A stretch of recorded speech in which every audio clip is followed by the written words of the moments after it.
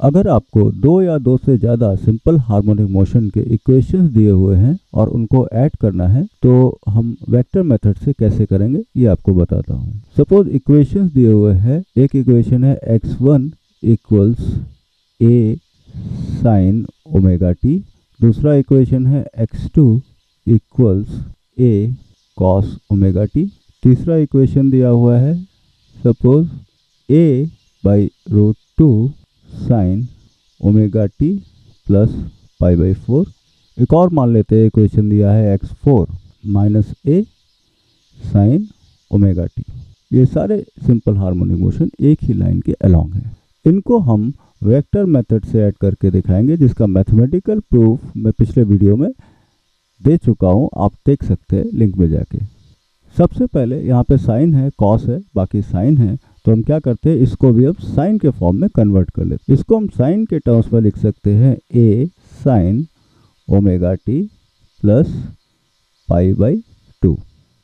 फिर इनको a magnitude का vector, a magnitude, a by root 2 magnitude और a मैग्नीट्यूड के वेक्टर की तरह ट्रीट करते हैं। और ये ओमेगा टी हम रेफरेंस ले लेते हैं, इसके आगे का एंगल हम काउंट करेंगे। देखिए कैसे।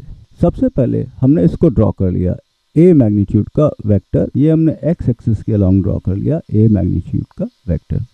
अब देखिए इसके और इसके बीच में पाई बाई 2 का अंतर है, तो a मैग्नीट्यूड का वेक्टर पाई बाई 2 यानी कि y एक्सिस के अलॉन्ग हमने ड्रॉ कर लिया। अब देखिए इसके और इसके बीच पाई बाई 4 एंगल का डिफरेंस है, a बाई रूट 2 का वेक्टर है ये, तो इसको हमने यहाँ से 45 डिग्री a बाई रूट 2 पे हमने a बाई रूट 2 का ये वेक्टर ड्रॉ कर लिया।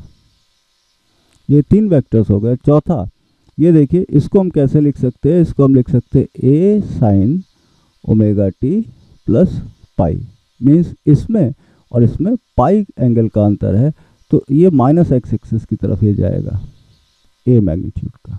देखिए ये पाई बाई 4 यानी कि 45 डिग्री एंगल। अब इसको हमें ऐड करके किस फॉर्म में लिखना है, इसको हमें इस फॉर्म में लिखना है, सपोज हम a not sign omega t plus पाई के फॉर्म में। तो इन सारे वेक्टर्स को हम जब ऐड करेंगे तो उसका मैग्नीट्यूड आएगा वो a नॉट होगा, और उसका जो एंगल आएगा विद दिस वेक्टर वो फाई होगा। क्या करते हैं, सपोज ये x एक्सिस है, ये y एक्सिस है, ये हमने माना हुआ है, ये सारे x और y के अलॉन्ग है, ये इंक्लाइंड है, तो इसको रिजॉल्व कर लेते हैं। रिजॉल्व करने में यहाँ से हमने परपेंडिकुलर ड्रॉप किया, तो ये वाला कंपोनेंट इसका क्या आ जाएगा, a, ये 45 डिग्री है, तो ये आ जाएगा a बाई रूट 2 cos 45, तो ये आपका आ जाएगा a बाई 2, और इसका y कंपोनेंट क्या आ जाएगा, y कंपोनेंट इसका आ जाएगा a by 2, means a by root 2 sine 45।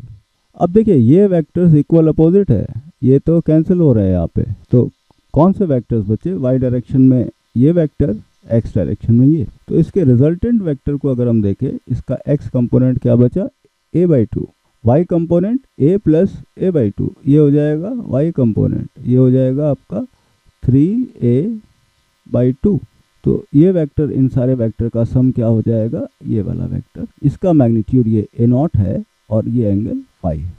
तो देखिए a नॉट को हम क्या लिख सकते हैं यहाँ पे, root of a by 2 square plus 3a by 2 square, तो ये आपका आ जाएगा a बाई 2 रूट 10। एंड यहाँ पे देखिए एंगल कितना आ जाएगा, 10 phi, angle with a 3 by 2 by a by 2, तो ये आपका आ जाएगा 10 फाई इक्वल्स 3।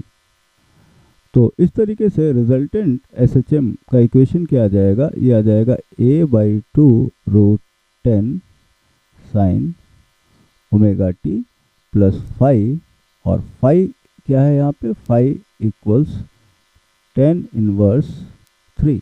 तो इस तरीके से कितने भी इक्वेशन दिए हो हम वेक्टोरियली ऐड कर सकते हैं। यहाँ सिंपल हार्मोनिक मोशन हमने लिया है, यहाँ पे x डिस्प्लेसमेंट को रिप्रेजेंट कर रहा है, ये वोल्टेज को भी रिप्रेजेंट कर सकता है, ऑल्टरनेटिंग करंट में करंट को रिप्रेजेंट कर सकता है, या वेव मोशन में ये इक्वेशन ऑफ वेव भी रिप्रेजेंट कर सकता है। तो इस तरीके से हम ऐड करेंगे।